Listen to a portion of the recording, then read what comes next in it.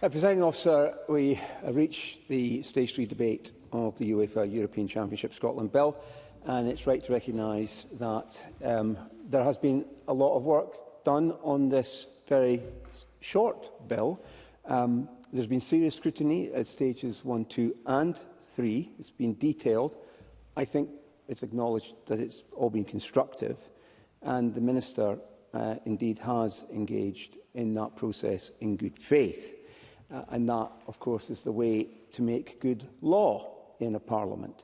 And therefore, as you would expect, the Conservatives will certainly not be opposing the bill at this stage. We will be supporting its passage. But before I turn to the wider significance of Euro 2028, I want to place something clearly on the parliamentary record. With your indulgence, Presiding Officer, at Stage 3, Amendment 4 in my name, which sought to extend the charity auction exemption to community-controlled bodies, community councils and schools, was not debated, and that was the result of my error in the submission process. And I take, of course, full responsibility for that mistake, and the Presiding Officer's decision not to admit the amendment as a manuscript amendment was taken in accordance with the rules of the Parliament, and of course I respect that decision entirely. Nevertheless, I am bound to say, and wish to put it on the official record, I regret very much that Parliament did not have the opportunity to consider again the substance of that amendment, because the purpose of that amendment was straightforward and practical. We all know across Scotland, in our constituencies, in our regions, community groups, parent councils, school-connected organisations, all kinds of local good causes have for many years used donated tickets to major sporting events as raffle prizes or auction items to raise funds. That's not sharp practice, and it's not exploitation. It's a long-standing and widely understood feature of community life in Scotland. My concern remains that, notwithstanding the bill's intentions, there's a risk that such groups could unwittingly find themselves on the wrong side of the law if they continue what has been common practice for decades. These are not commercial touts. They are volunteers, parents, local organisers raising money for school trips, for uniforms, community facilities, football strips, you name it, and charitable causes. So, having said that, I turn to Euro 2028 itself, and there can be no doubt, and I agree with the Minister on this, in terms of its importance as a global sporting event, but also, of course, for Scotland. It's going to be watched by hundreds of millions. Perhaps I'm underestimating the numbers there. And Scotland does have the privilege of hosting part of it. And the Minister is right, although there's still a bit of work to be done to qualify. Let's be optimistic that there will be a Scotland team in that tournament, hopefully playing in our national stadium. But being the host of such an event does bring obligations, and I've elucidated on my concerns about the nature of the way that UEFA, indeed other global organisations, do their business. But setting that aside, it is an opportunity to present Scotland in the best possible light. We are undoubtedly a welcoming country. We take pride in that reputation. We are a capable host and a nation that is confident in itself, and rightly so. And it's also an opportunity that unites this chamber, and any opportunity for us to act the united way is to be embraced.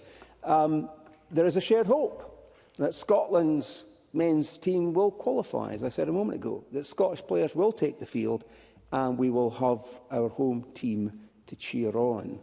Football matters in Scotland. There was an excellent debate last night brought to the chamber by George Adam, who provided us with his customary entertaining but also passionate exhortation for football and for the importance of football to communities and to our country as a whole.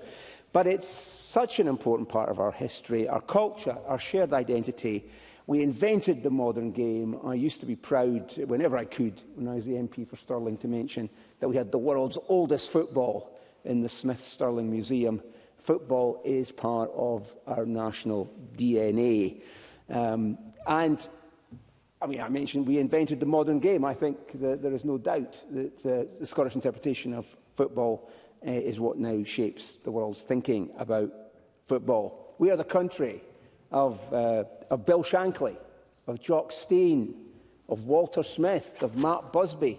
And if you'll forgive all those generational references, because they are in the context of my generation, we're also the country of great figures like Billy McNeill and John Gregg, towering figures who have shaped generations of players and supporters. We celebrate Jimmy Johnson, Davy Cooper, players who entertained, who embodied imagination and the joy of football. We remember Jim Baxter casually playing keepy up at Wembley in 1967. If we all weren't alive then, we've seen the video. I give way.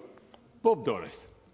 Stephen Kerr for giving way as he's gone through all those illustrious names. Can I just put on the record the name of Bobby Dinney, who was a legendary community coach in North Glasgow, Partick Thistle, but also other clubs. And it's not just those who perform the beautiful game so beautifully, but those coaches and volunteers who bring the young people through into a beautiful game. Bobby Dinney sadly passed away a few months ago. Stephen Kerr. For that intervention. My colleague Brian Whittle would be he was saying a particularly loud here to the comments about coaches, and this particular football season in our most senior level of the game has highlighted the importance of coaching and leadership like no other perhaps. But let me just continue to conclude my reminiscence about Jim Baxter on that fateful day for the English at Wembley when we dethroned the world champions. And it may have just been in our imaginations we did that in terms of winning that particular game, but it meant a great deal to Scots. It meant a great deal, for example, to my father, who would have very little prompting or excuse to want to discuss that. And that's what football means. Its importance is not, though, just confined to the past. It continues to do real good, as was highlighted last night. It encourages physical activity at a time when inactivity is a growing concern. It brings people together across age, background and community. It now does so in so many forms. We heard last night about walking football from the Minister, indeed, veterans football, women's football, which is a fantastic success, and grassroots football in all its diversity. So to conclude, Euro 2028 is an incredible opportunity for us to build on the legacy of the past and create a new legacy around this tournament. And it won't be in terms of infrastructure or international profile alone. It will be engaging more of our people to play, to be active, to run about a bit. And Brian Whittle, I'm sure, will talk a lot about this in his speech. But I am under no illusion about the nature of UEFA as an organisation, and I think I've made that clear in this debate. Just a few weeks ago, in conclusion, at Hampden, we saw how 90 minutes of football can become something far more than a football match, a series of moments that people will talk about for decades. And my hope is that Euro 2028 creates many more such moments for our country, for our communities, and for the rising generation of Scottish footballers yet to come. Thank you.